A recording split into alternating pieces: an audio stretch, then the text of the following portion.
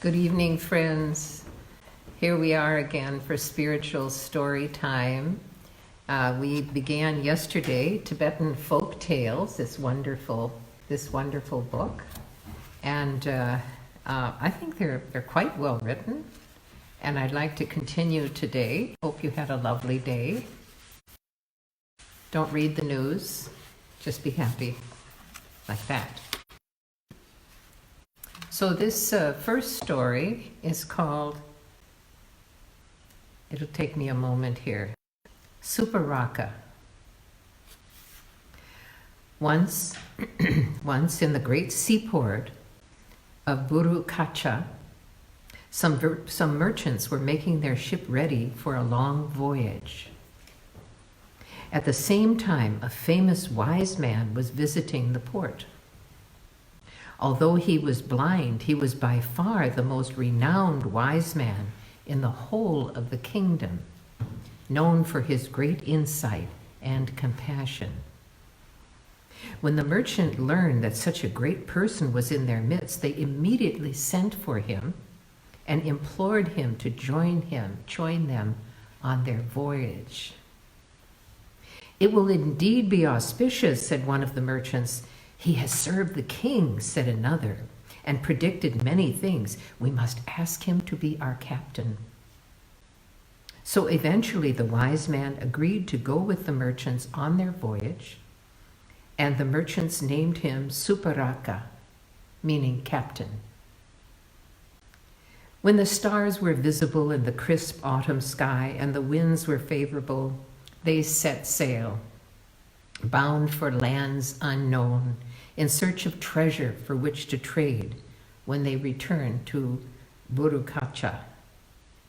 For 1 week they sailed without mishap, and then an unseasonable wind blew up.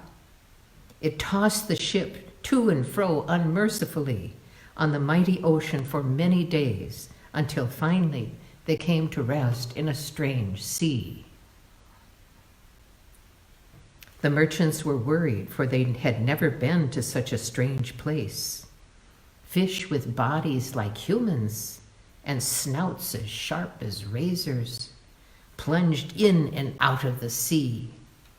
They asked Suparaka, "Men with razor nosings plunging in and out, what sea is this?" Suparaka replied, "Merchants come from Burukacha, seeking riches to purvey. This is waves of razors ocean where the ship has gone astray." What the merchants did not know was that this ocean was full of diamonds. Suparaka, in his great wisdom, knew this. He also knew that if he told the merchants, there would be fighting amongst them, for greed did strange things to even the most peaceful of people. So, pretending to cast for fish, Suparaka caught instead hordes of diamonds and concealed them on the ship. They sailed on, driven by strong winds, until they came to a sea that was blazing like fire, like a sun at midday. The merchants took fright and asked Suparaka, This sea appears like fire. It is like the sun. What sea is this?" Suparaka replied, "Merchants come from Burukacha, seeking riches to purvey. This is wave of fire ocean where the ship has gone astray." In this sea was an abundance of gold, and Suparaka once again took this and concealed it together with the diamonds deep in the ship's hold. The merchants by this time were getting very worried indeed. For many weeks they had been sailing on seas quite unknown to them, and they feared for their lives. They had not sighted land since they had departed from Burukacha, but they seemed to be driven on in directions strange and wild. Navigation was impossible. It was as if some unseen force was guiding them. They decided to return to port, but after they had sailed for several days, they found themselves in yet another unknown sea. This sea was gleaming like milk and curds. They consulted Suparaka. This sea appears like curds. It seems like milk. What sea is this? Suparaka answered them. Merchants come from Burukacha, seeking riches to purvey. This is wave of milk curd ocean, where the ship has gone astray. In this sea there was much silver, which Suparaka hauled aboard and hid from the merchants. They passed through 2 other seas, where Suparaka gathered emeralds and precious beryl stones, which he concealed along with the rest of his hoard of diamonds, gold, silver. Peacefully, the ship sailed on for many weeks. But the merchants were baffled by the fact that they had not sighted land for so long, although their navigation should have brought them into familiar waters. They were still wandering in seas that they had never before encountered. Suddenly and terrifyingly, they came upon a vast ocean, where the waves rose like mountains and the water swirled furiously, sucking downward so that it formed a large whirlpool. The swirling of the water, the crashing of the huge waves, and the dreadful roar of the mighty pit as it sucked downwards and downwards made it impossible for the merchants to speak to one another without shouting. They called to Suparaka in voices raised to hysterical screams. Listen to this terrifying, horrifying, inhumane sea, a sea like a pit and a mountain slope. What sea is this? Suparaka replied, merchants come from Burukacha, seeking riches to purvey. This is roaring whirlpool ocean, where the ship has gone astray. Then he continued, if a ship reaches this sea, no return is possible.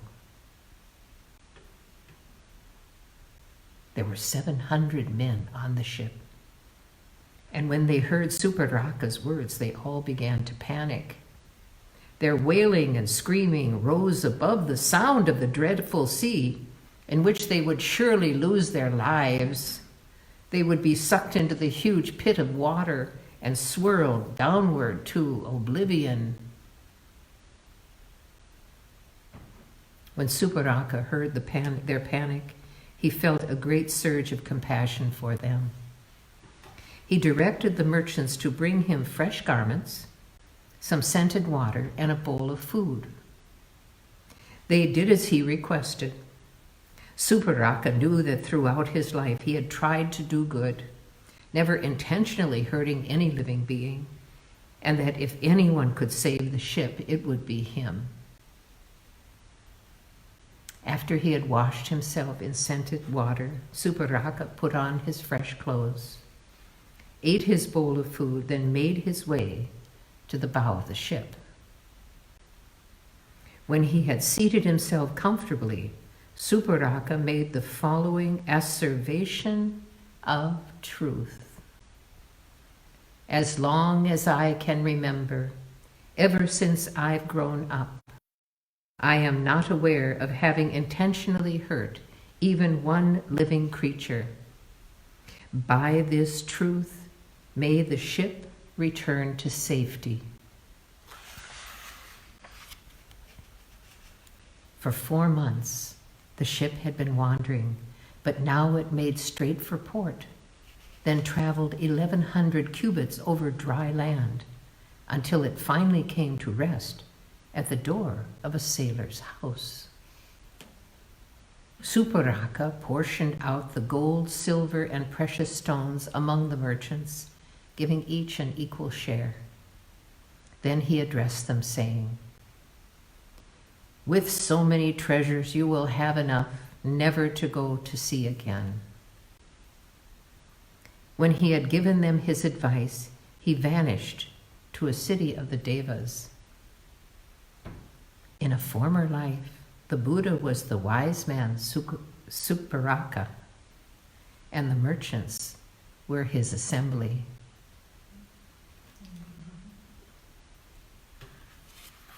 A lovely surprise ending. Here's one that sounds interesting. Tibet's first king, the next story. At the time when the Tibetans were ruled by 12 petty chieftains, there was much discontent and fighting as they had no overall leader and were a country divided. It was during this period that the king of Vasta in India had a son. The son was no normal child, for he was born with turquoise eyebrows, overhanging eyelids, and his fingers were connected by webs. The king was most distressed, and all the court was frightened by this strange child. The king wanted to be rid of the boy, so he ordered him to be placed in a lead box and thrown into the river Ganges. When this task was completed, the king and queen, together with the inhabitants of the palace, breathed a sigh of relief that they were now rid of the embarrassing freak of nature. The boy, however, did not die, for he was found by a peasant who, upon opening the box and finding the strange child inside, was filled with much love for him and took him home to live as one of his family. So the boy spent a happy childhood, loved and cared for by the peasant and his wife. When he was reaching adulthood, the peasant thought that it was time the boy knew about his strange beginnings, and so he related the story of how he was found in a lead box by the river Ganges. So that the boy would not feel that he had been abandoned, the peasant tried to convince him that he was a very special person, in truth, a mighty one of high birth. The boy, however, was saddened when he heard the peasant's story, for he had always believed that he was part of the peasant's family and looked upon the man as his father. In grief, the boy fled to the Himalayas and crossed to the border of Tibet, wanting to spend his days alone in the shelter of the mountains. There he came across some Tibetan priests of the ancient order, who, upon seeing this strange young man, declared him a god. For when they asked him who he was, the boy answered that he was a mighty one. And when asked from whence he had come, the boy pointed to India across the mountains. But the priest thought that he was pointing to the heavens.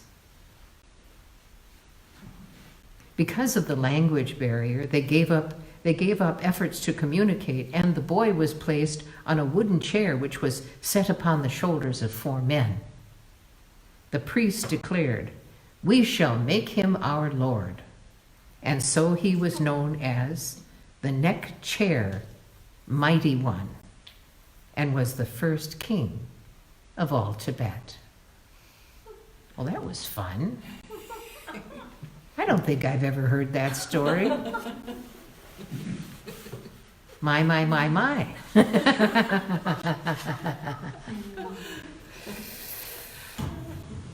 Would you like to hear another story? Yes. This one's about Padmasambhava, the great yogi.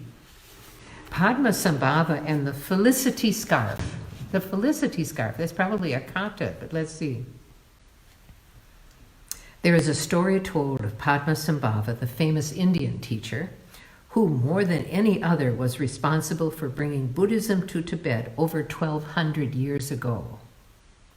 It is said that the Tibetan king, who was not a Buddhist, deeply resented the reverence and honor the people of Tibet were showing to the great Indian teacher, Padmasambhava.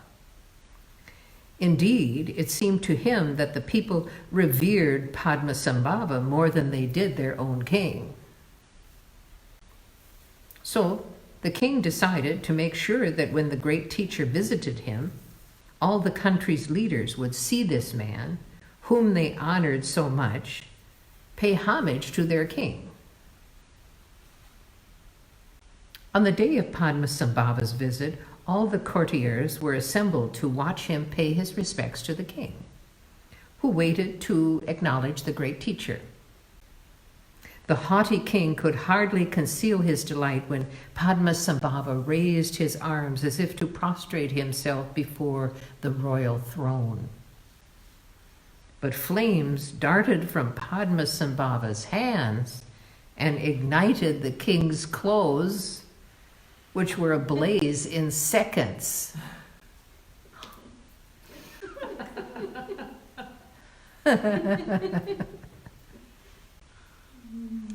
As courtiers beat out the flames, the king, stifled by the smoke rising through the folds of his ceremonial scarf, tore it from his shoulders. Realizing the great teacher's power, he threw himself at Padmasambhava's feet in submission and offered the scarf to him as a token of humility. Padmasambhava accepted the scarf, then returned it to the king, draping it over around his neck as a blessing and signifying the victory of spiritual over temporal power. And so it is said in Tibet, a land of few flowers, that Padmasambhava established the giving of katas, or felicity scarves, as a gesture of respect. Oh, that's very sweet, very surprising, like that. It made me think that this king, now his clothes were just like burned off of him, like the emperor has no clothes, kind of. Anyway, didn't seem like he got hurt. Here's a little poem at the end of it. When you write with ink in small black letters, can all be lost through the work of a single drop of water? But what is written in your mind is there for eternity. And this is by Sangyang Gyatso. So I assume that this ink is not a permanent ink they're talking about, because as soon as you put a drop of water on it, it smears everywhere. But what's written in your mind is there for eternity. Well, I'm not sure eternity, but at least until the end of your life, like that. Or until you forget. I don't know, until you forget. Excuse me, I go on. How, very serious now. Oh, that's too serious. How a Sangha came to see the future Buddha. Asanga, the learned sage, his heart set on realizing the inner wisdom, meditated in retreat for many years. The object of his meditation was Champa, Maitreya, the Buddha of the future who resides in the Tushita heaven, awaiting his descent to earth. Asanga was patient in his endeavors, but even he, after many years of earnest meditation, was beginning to be frustrated with his attempts to attain the wisdom he desired. One day, while taking a walk outside his cave, Asanga noticed some birds landing on nearby overhanging rock. When the birds' wings brushed the rock as they landed, Asanga noticed a deep crevice had been worn in the rock. Asanga reflected on the countless numbers of years it must have taken for the soft brushing of the bird's wings to make such a deep indentation. On returning to his cave, Asanga, his senses sharpened by deep meditation, heard the soft drip of water over stone. On closer examination, he found a small rivulet of water running down the rock face. Over the years, the gentle dripping of the water had cut a deep pathway in the rock. If birds' wings and water can cut into rock, Asanga thought, then so can I, through meditation, cut through the thought layers of mind and so attain wisdom. So Asanga continued to meditate, but still without result. It seemed the more earnestly he sought wisdom and the more passionately he tried to invoke Champa, the more impossible it became. Asanga left his cave to search for food and came upon a man rubbing a stout iron bar with a piece of cotton. Asanga inquired of the man what he was doing, and the man replied that he was making a needle. Asanga was amazed that the man should consider it possible to make a needle by rubbing soft cotton over a thick iron bar. And when he said as much, the man replied, "If a man is determined to do something, he will not meet with failure, even if the task is seemingly impossible." Asanga found renewed strength, believing his task no harder than that of the man making the needle, and returned to his cave inspired to continue with his meditation.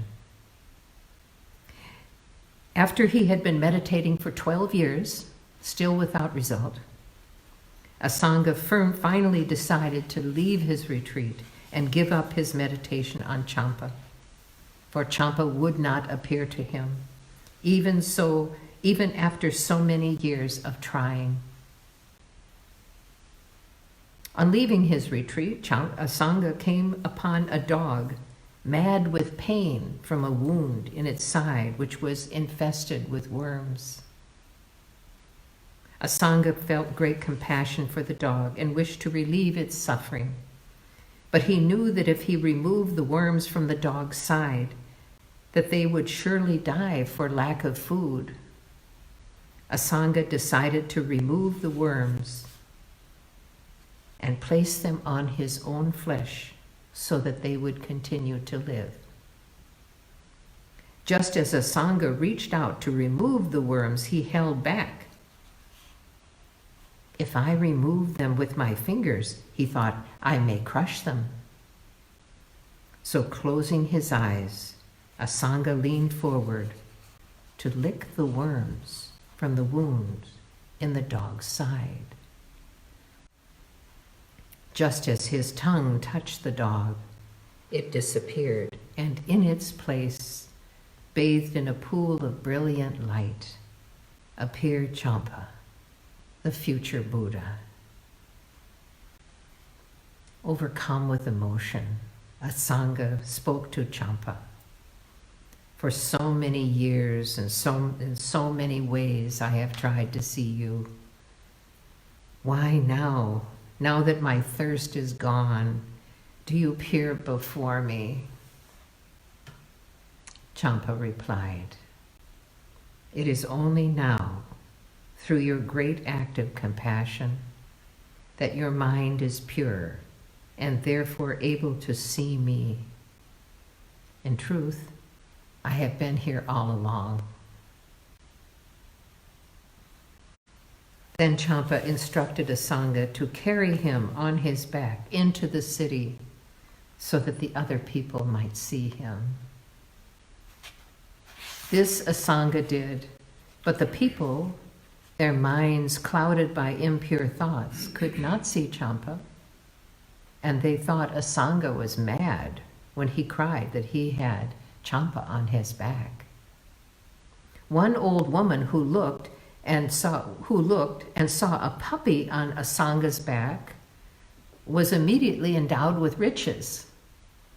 A poor porter caught a glimpse of Champa's toes, and from that moment onward he attained power and tranquility of mind.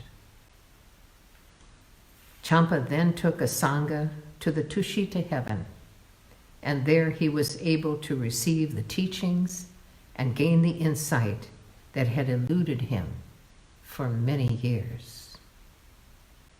So this story is a little bit shocking to people unfamiliar with Tibetan Buddhism, and this is one that is often told in the monasteries and repeated in many different ways, hardly changed from what I've read here.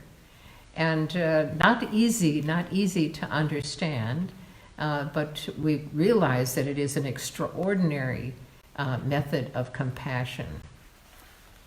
So let's see. Oh my, this is going to be a longer story. Oh, look at this, Gesar of Ling. I don't think we're going to be able to, how far does this go? Anyway, tomorrow we'll read about the Gesar of Ling, the great oral storytellers that were so welcomed any place they went in Tibet. If they knew if they could relate the Gesar tales, this was like better than movie stars. So I think we'll end just a little bit early, but maybe we could do some mantra together for a couple of minutes. And I'd like to give you another mantra, introduce you, or one that's very familiar with, is of Green Tara. And she is the Buddha, the female Buddha of enlightened activities. And she and Chenrezig are both very important deities in Tibet and also in the West. So her mantra, if you want to repeat after me, her mantra is Om Tare Tutare Ture Soha. Om Tare Tutare Ture Soha. Om Tare Tutare Ture Soha. And so let's chant this mantra together for a couple of minutes, and this will help us rest our souls. If we had a permanent soul, it would definitely be rested with this lovely mantra of Green Tara, who cares for all. Om Tare Tutare Ture Soha. Om Tare Tutare Ture Soha. Om Tare Tutare Ture Soha. Om Tare Tutare Ture Soha. Om Tare Tutare Ture Soha. Om Tare Tutare Ture Soha. Om Tare Tutare Ture Soha. Om Tare Tutare Ture Soha. Om Tare Tutare Ture Soha. Om Tare Tutare Ture Soha.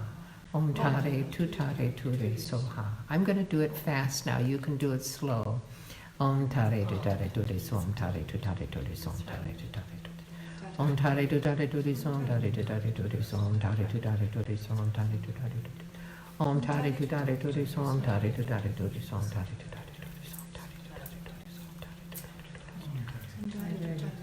Om Tare Tutare Ture So. Om Tare Tutare Ture So. Om Tare Tutare Om Tare Tutare Ture So. Om Tare Tutare Ture So. Om Tare Tutare Ture So. Om Tare Tutare Ture So. Om Tare Tutare Ture So. Om Tare Tutare Ture So.